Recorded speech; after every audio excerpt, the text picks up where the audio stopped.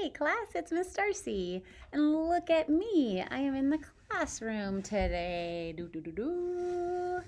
I have been seeing a few of your parents and even a few of you as I am taking this video right now. I've got to see two of you so far, so that was exciting.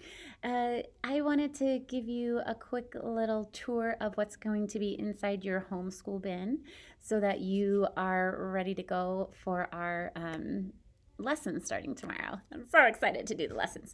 All right, here we go. I'm going to make this quick because I made a video already and it was too long. It wouldn't let me put it on. So I'm going to make this quicker.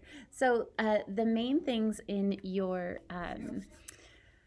the most important thing that you're going to want is your study buddy. So everybody is getting a study buddy. This is my way of letting you have one last paw shop. Those are from the 80 paw box where you have the stuffies. So I gave everyone their own stuffy from the 80 paw box so that since we didn't get that last paw shop. Your study buddy is to read to. You're supposed to read 20 minutes every day or night.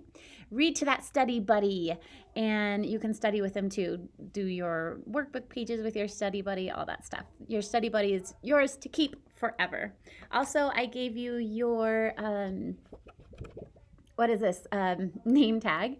Remember, on our name tag you have your number line that will help you with math, and you have your number chart, your alphabet, all sorts of stuff on here. So whenever you're doing your work, you can have this out, or if you have a desk at home, to always have this. That will help you when you're doing your work. And make sure those of you who are still flip-flopping those letters, which is a lot of you, make sure when you do those B's and D's, remember our bed, stuff like that, okay? Make sure we get our numbers and letters correctly. All right, so there's that. Thank you, Caroline, for letting me use yours. It also, in the bag, you'll see lots of goodies like this. Happy Easter. This is my little Easter treat to you guys. You'll see a little supply bag. These are things that may not be in your pencil box. I also put 2 pencils in your pencil box. There's all sorts of stuff. There's a stamp so that you can stamp your own work since I won't be able to. There's a mechanical pencil, a dry eraser, thingy bob, marker, and some erasers. Look at that cute little animal eraser. Everybody's getting their own animal. There is also a baggie that you'll see that has 3 cards and envelopes in it with stickers. These I am giving you to make special uplifting, happy, joy cards for people that you think need them around our community. Maybe the mailman, or a nurse that you might know, or your neighbor, or you can send these to people in nursing homes or something like that. You guys make the most beautiful cards, and I'd like to see what you can make for people in our community that might need a pick-me-up from a cute little first grader like you, because people love your art. So I put some stickers in there that you can use on them, or you don't have to. You can do whatever you want with the stickers. So that's what those are for. I also gave you this baggie of goodies. This looks like a whole bunch of fun stuff. It is not fun at all. No, I'm kidding. It's super fun, but it's all for school purposes. Except these, do whatever you want with these. I had extras, so I gave them to you. They're just oh yeah, there are flowers like we put in our jar. So now you have your own flowers. Maybe you can play school and do flowers in the jar. Those are for you. But in here you have wiki sticks. These are for you to practice your sounds, your spelling words, your what else? Tricky words. That's it. So you can form your letters with these wiki sticks. Awesome. There's also a toothbrush. Why did Miss Darcy give us a toothbrush? Well, every year Colgate sends our class toothbrushes, and they send us a really awesome book with a bunny rabbit dentist in it. And that bunny rabbit dentist is going to teach us how to make sure we're brushing our teeth properly. I didn't have time to do it in class, so I'm going to do a video on it. So there's your toothbrush, and it has some toothpaste in there too, and I think this is a little activity packet in there as well. That's in there. You also have in this green bag, what could it be?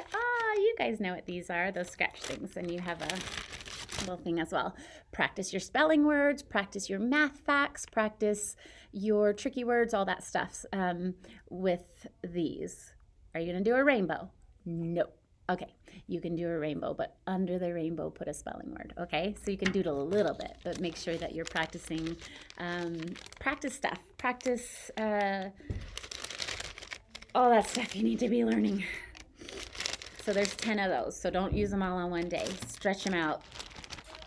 And then you have your very own set of playing cards so that you can play addition war. And I'd like you to start playing subtraction war as well. So when you play subtraction war, you're going to take 2 cards. And with subtraction, we always start with that highest number, right? So start with high number. So maybe you have a card that says 3 and a card that says 9. So you take the highest number, 9, subtract the 3. So 9 minus 3, what is it? You tell me.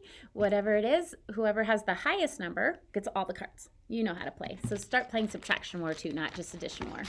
So that's that baggie. What else? Oh yeah, this chalk. So this is for you to doodle on your words. I can't think of words today. Your sidewalk or your driveway.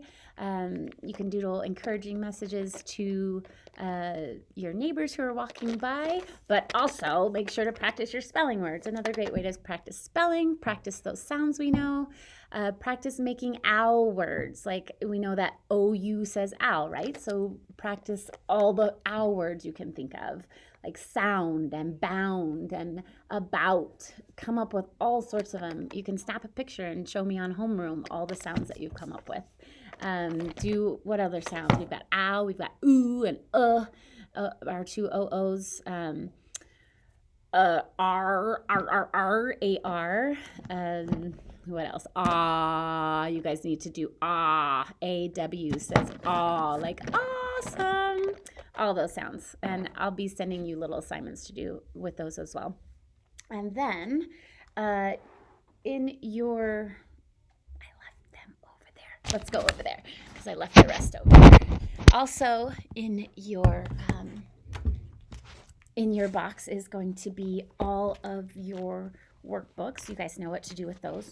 Some of you are done with handwriting. If you're not done with handwriting, you can finish it whenever you'd like.